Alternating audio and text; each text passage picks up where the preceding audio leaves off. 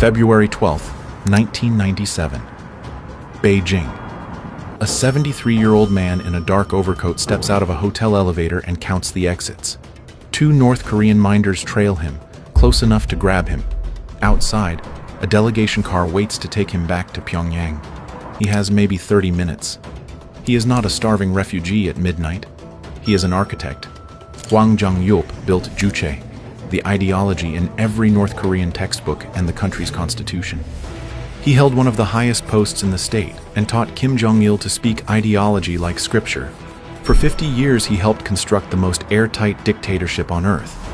Now he's about to walk into the South Korean consulate and betray it. If he succeeds, the regime will punish his wife, children, and grandchildren using the rules he helped write. Reports say a 15-car train will transport roughly 500 people connected to him into camps he helped legitimize. He knew this would happen. What did he see in his own creation worse than sacrificing his bloodline? And what did the regime do to his family? He was born in 1923 in a Korea that does not belong to Koreans. The Japanese Empire runs the peninsula. Names are rewritten, schools are converted, futures are assigned like ration cards. If you want to understand why self-reliance will later become a holy word, start here, with a boy watching his country get treated like borrowed property. He studies. He is sharp, ambitious, restless. In 1942, he travels to Tokyo and enrolls at Chuo University's law program, learning how an empire writes rules and calls it order. Then Japan loses the war. The map cracks. Korea splits in half like a coin snapped between two fists. In the north, the Soviets backed a guerrilla fighter with charisma and a talent for being the last man standing, Kim Il-sung. Hwang joined the Workers' Party in 1946, at 23. The timing is surgical, the party is young, the country newborn, and the men who can speak Marxist jargon with confidence become kings without crowns. By 1949, the regime shipped him to Moscow. Officially, it is study. Unofficially, it is filtration. Learn the doctrine, learn the methods, learn how to believe without blinking. He stays until 1953, absorbs Marxism-Leninism the way some people absorb religion, with total earnestness and a little fear, and marries there too, a woman named Pak Sung-ok, a partnership forged inside the same ideological furnace. When he returns to Pyongyang, he rises fast. Philosophy lecturer, department head, then president of Kim Il-sung University. In North Korea, a university president is not a dean. He is a gatekeeper of reality. And Hwang's job is not just to teach students. It is to teach the state how to speak, because guns can seize a country, but only stories can keep it. In the late 1950s, Hwang finds something useful in a 1955 speech where Kim Il-sung uses the word Juche and frames Korea as the subject of its own revolution. It is not yet a system. It is a seed. Hwang waters the seed. He takes a loose feeling, self-reliance, national dignity, independence from foreign control, and turns it into a doctrine with edges, definitions, hierarchies, ritual phrases that fit on banners and inside skulls, politics, independence, economy, self-sufficiency, military self-defense. It sounds clean, almost noble. And if you are a small nation wedged between the Soviet Union, China, and the United States, Yuch feels like standing up straight for the first time. But here is the design flaw, and it is fatal. Yuch says, the people are masters, yet the people cannot interpret Yuch for themselves. Someone must explain it. Someone must embody it. Someone must be the living dictionary. In North Korea, that someone is always one man. So Hwang builds a theory where the leader becomes the brain and the nation becomes the body. One organism, one thought, one command. Elegant metaphor, horrifying consequences. Questioning the leader becomes questioning the nation itself. Disagreeing becomes an infection. Doubt becomes treason. And if treason is an infection, then collective punishment is medicine. He is not naive. He is an intellectual. But intellectuals carry their own blind spot. They believe they are steering the horse when they are only decorating the saddle. By 1972, Hwang held the top legislature title. He smiles at foreign delegations. He signs laws that do not matter because the real law is loyalty. And somewhere in the audience, a younger man watches him with the patience of a prince, Kim Jong-il. They meet first as professor and student. Kim Jong-il is not yet dear leader. He is a pale young man taking notes like they are weapons, listening less for meaning than for leverage. Huang teaches him Marx, Lenin, dialectics, big words that in Pyongyang function like incantations. And every so often, the student steers the lesson back to a single point: the leader. Not the party. Not the masses. The leader. Kim Il-sung is aging. Succession is coming, and in a dynasty, succession is not policy. It is survival. Huang helps build the idea that makes inheritance possible. The leader's authority is absolute. The revolution is hereditary, and history itself bends to the family line. The cage was almost complete. Then in 1994, Kim Il-sung died. The father disappears. The son inherits. And the philosopher who built the system is about to learn the rule every creator eventually learns.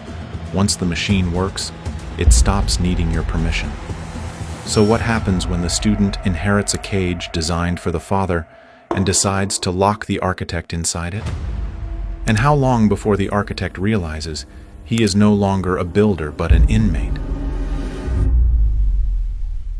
Kim Jong-il is not his father.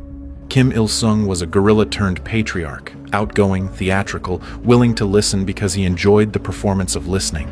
He held meetings, he joked, he demanded love like a tax. Kim Jong-il rules like a man who expects betrayal. He works at night, he uses private channels, he speaks through notes and intermediaries. He does not ask for opinions. He tests fear. If Kim Il-sung is a campfire, Kim Jong-il is a locked room with a single bulb, always on, always watching. Huang has known him for decades, has taught him, and has advised him.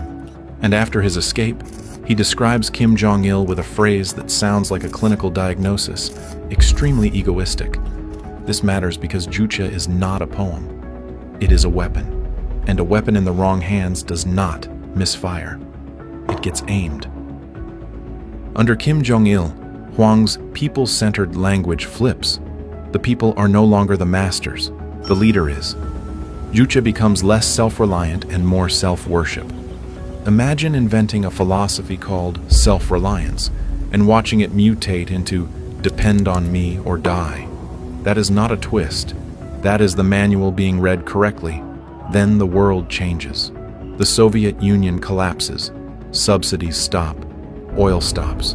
Trade stops. North Korea's economy, already brittle, shatters, and the country enters the euphemism phase. The famine became the arduous march. It is not arduous. It is lethal. From the mid-1990s through the late 1990s, hundreds of thousands, possibly more than 1 million, died of hunger and hunger-related disease. Numbers vary because dictatorships do not publish death certificates for embarrassment, and because mass death is harder to count when the state refuses to admit it happened. But Huang does not need a spreadsheet. He has eyes. He travels domestically and sees factories standing dark because the grid has collapsed. Fields crack open without fertilizer. In provincial towns, children's hair turns reddish from protein deficiency. Their bellies swell with edema. Their bodies consume their own muscle tissue to survive one more week. Hospital corridors fill with patients no one can treat because the medicine ran out before the food did. He also sees something worse: loyalty surviving famine. A logistics officer tells him they can die of hunger with no problem if it is for the leader. A human being has reduced his own survival instinct to a political slogan. That is Juche working. That is Huang's architecture holding steady under stress, performing exactly as designed. The question now is whether Huang recognizes what he is looking at before it swallows him whole. Kim Jong-il faces a choice: feed the people or feed the machine. He chooses the machine. He understands reform is dangerous. Opening markets means opening minds. Opening minds means comparisons. Comparisons mean the end. Huang proposes changes, pragmatic loosenings, Chinese-style reforms, not because he suddenly loves capitalism, but because he can do arithmetic. A closed economy plus a collapsed patron equals starvation. Kim Jong-il refuses. Even when he privately admits reform makes sense, he fears it will crack open every buried truth, the purges, the camps, the blood, the lies, the entire back catalog of what the state did to survive. If he opens, it all comes out. So Huang loses leverage. Meetings stop. Calls go unanswered. Invitations evaporate. You do not get fired in North Korea. You get erased. And now Huang sees the final irony. The ideology that once made him untouchable is being used to make him disposable. He built a system where only the leader is essential. He is not the leader. He is a footnote with a pulse. Then comes the trip. Late January 1997, he left Pyongyang on an overseas visit, first to Japan, then China. Officially, a lecture tour. A last mission for Juche. Unofficially, it feels like a test, or a trap, or both. At the gate, his wife comes out to see him off. She adjusts his coat. She smiles the way a loyal spouse smiles in a state where loyalty is oxygen. He could tell her. He does not. Because if you speak the truth aloud in North Korea, it becomes evidence. So he says goodbye with his eyes, not his mouth. He turns away. He walks to the car. This is the last time he will ever see her, and the question is no longer whether he can defect. It is whether he can leave knowing the state will punish his wife, his children, his grandchildren, using the exact rules he helped write. But there is a darker question beneath that. One, does the system even need to punish them? Or has it already turned them into hostages the moment he walked out the door? Tokyo is supposed to be the exit. Huang stands in front of an audience and delivers a special lecture on Juche. Picture the surrealism. The man planning to flee a prison is giving a lecture about why the prison works. His words flow smoothly, meticulously explaining ideology, while every glance over the crowd calculates risk. Each nod, each polite smile from the audience becomes a puzzle piece in his mental map of watchers and potential threats. The lecture is both a performance and reconnaissance, a stage for theory and a rehearsal for freedom. On the outside, he looks calm. On the inside, he is watching the watchers. In Japan, networks loyal to Pyongyang keep him boxed. At lunch on February 5th, observers notice he looks tired and distracted, like a man solving a math problem while someone taps a knife on the table. He does not run in Tokyo. He boards the next flight to Beijing. On February 12th, he and his aide, Kim Dok-hong, peel away from the delegation on the pretext of a shopping trip. The excuse is deliberately boring. Boring is safe. They hail a car. Somewhere in the back seat, the philosopher runs the last calculation of his life, not will I get caught, but who will die when I don't. By late morning, they reach the South Korean consular section. No leap over a wall, no shootout, no chase across rooftops, just a door. He walks in, sits down, and handwrites a statement.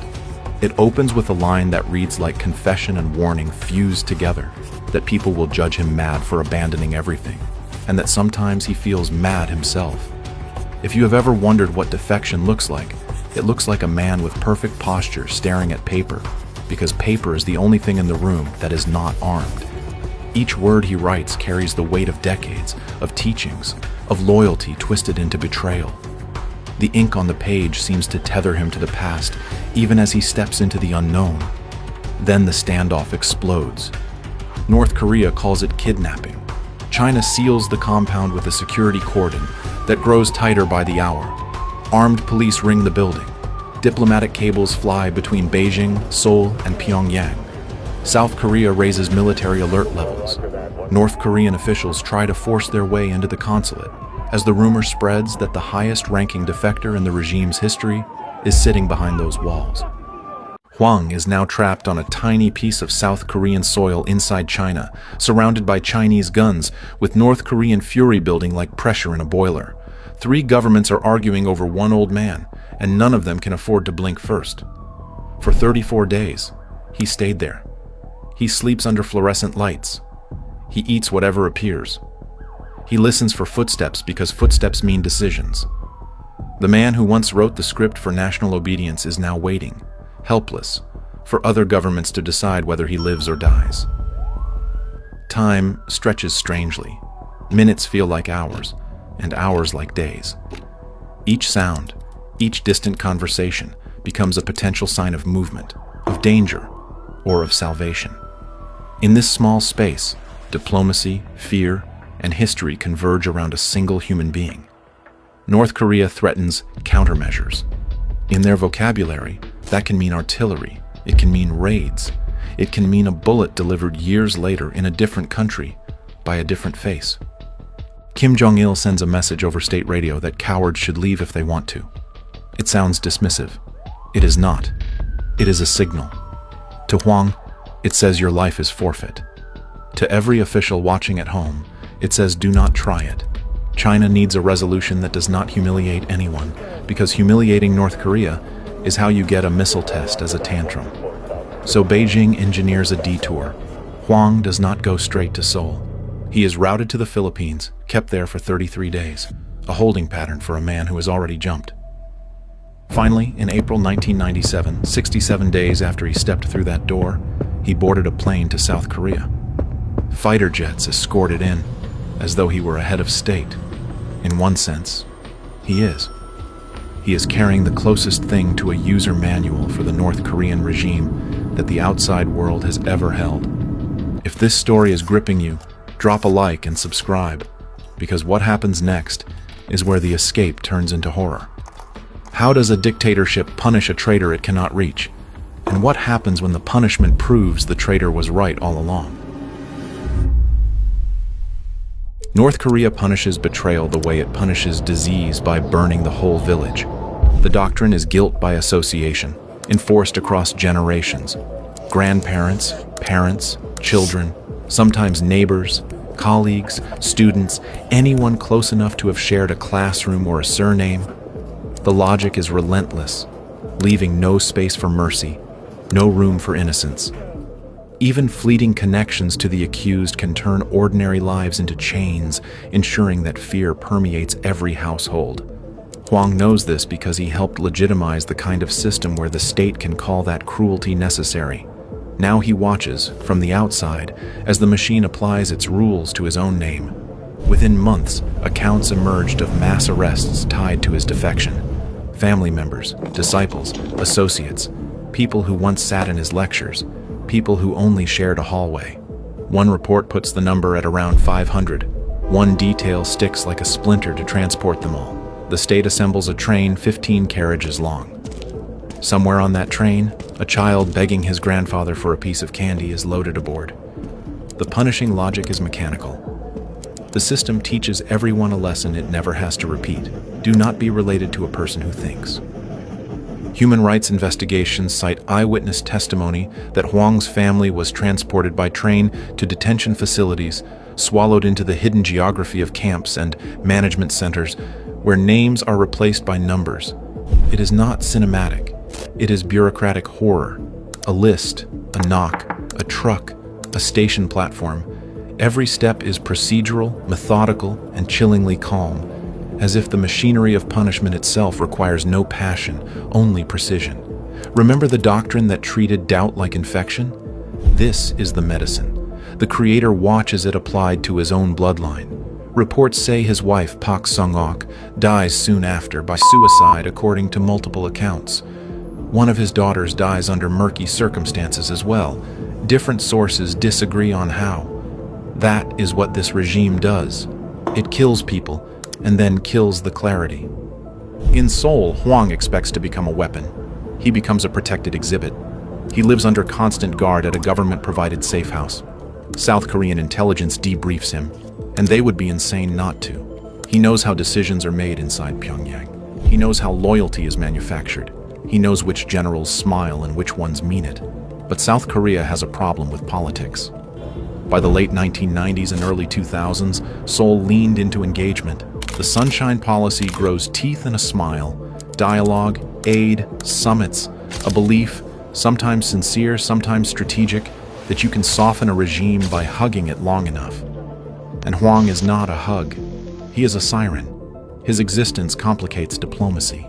His warnings offend people who need optimism to sell policy.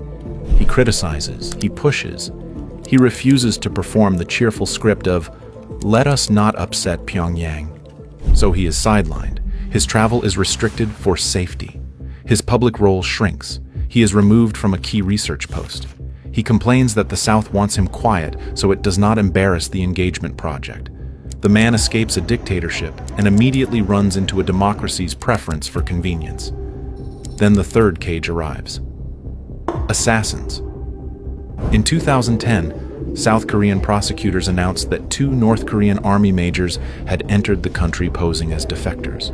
They had trained for years for this single mission. They traveled through Thailand, entered the resettlement pipeline alongside genuine refugees, and were told to monitor Hwang, get close, and prepare to kill him. One account says their orders specified slitting his throat. The regime sent killers disguised as victims into the very pipeline built for victims. It weaponized the one system designed to protect people fleeing its control. Hwang's reaction is not panic, it is resignation. He says there is no difference between dying of old age or being killed by Kim Jong-il, because to him, death is not the crisis. The crisis is the fact that his creation still wants his throat. If a prison can hunt its architect across borders, and even a democracy cannot fully set him free, what chance does anyone inside the prison ever have? And does the architect's guilt grow or shrink the longer the prison stands without him? He keeps working anyway. Hwang writes more than a dozen books, essays, lectures. He founded a think tank, the Democracy and Unification Advisory Council, and fills it with other defectors and academics who share his conviction that the regime can be weakened from the outside if anyone bothers to try. He turns philosophy into blunt force, trying to make words sharp enough to cut through propaganda that he personally helped harden. His writings mix personal memoir with strategic analysis, offering insight into how ideology manipulates obedience and fear, and why even the smallest cracks can destabilize a regime built on silence. He also discovers a new kind of loneliness. In North Korea, everyone pretended to agree with him because agreement was survival. In South Korea, people disagree openly, and they do. Some call him a hero who risked everything. Some call him compromised, a man who profited from tyranny for 50 years before his conscience finally twitched. Some call him useful. Some call him dangerous. The press swings between reverence and suspicion depending on the political season. He faces the paradox of freedom. Speech is abundant, but trust is scarce. And you, following this story, are forced into the uncomfortable seat. How much sympathy does the architect of a prison deserve when he finally wants out? The honest answer is that you do not get to decide cleanly. That is why this story sticks. In 2003, after years of seclusion, he made a controversial trip to the United States. He speaks on Capitol Hill. He meets officials. Cameras follow him because the idea of the man who tutored Kim Jong-il showing up in Washington is too strange not to film. He tells anyone who will listen that the regime is fragile in ways it hides, that fear is real, but so is the quiet knowledge inside Pyongyang that the emperor is human. No one pulls the lever. Governments file his warnings under interesting. Think tanks clap politely. Policy rolls on. Because the world loves secrets until the secrets demand action. October 10th, 2010. Seoul. He is found dead in his bathtub. Police say heart failure. No poison. No forced entry. No cinematic showdown. Just the banal ending of an old body at 87. And on the same day, because history has a cruel sense of rhythm, North Korea stages a massive military parade for the Workers' Party anniversary. Kim Jong-il stands on the reviewing platform. A younger man, Kim Jong-un, appears beside him. The dynasty continues. The ideology continues. Yucha still sits in North Korea's constitutional language as a guiding principle. Whatever name the regime gives the era, Kim Il-sungism, Kim Jong-ilism, the operating system remains. Hwang escaped the country. But the country did not escape what he built. He spent the first half of his life constructing a cage so complete it could run itself. He spent the second half horrified that it no longer needed him. And maybe that is the final terror embedded in this story. The monster does not die when its creator walks away. It eats in his absence. It teaches children to recite the script he helped write. It flattens doubt into silence. It promotes the obedient and disappears the curious. It runs the trains on time, even the ones carrying prisoners. Somewhere in Pyongyang right now, a guard does not need to do anything heroic. He only needs to turn the page in a textbook, because the cage is not made of bars.